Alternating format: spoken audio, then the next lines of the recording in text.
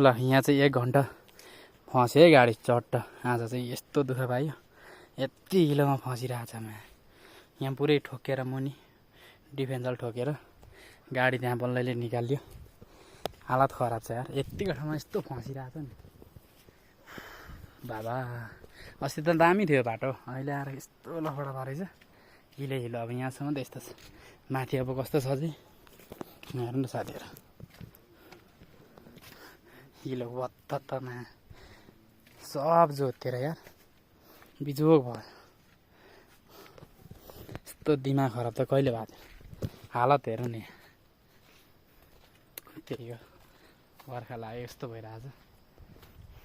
मेरो मात्रै गाडी फसेको कि अरूको नि फस्छ यहाँ होइन। तर साथीहरूले अस्ति झन्डै झारेछ। म चाहिँ छेउतिर सेप्नु डरले अलिक झरिहाल्यो भने त फेरि सक्यो नि त भनेर अलिकति भित्ता चेपिदिनु भएको कारणले गर्दा यहाँ छिरेको गाडी।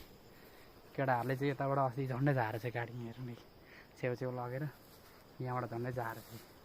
त्यही देखेर चाहिँ मैले अलिकति यहाँ स्टेट हानेर यहाँ छेउबाट निकालिदिएको। लाएर ल भाँसला स्वाद त ल्याम्मै डुब्थ्यो यहाँनिर।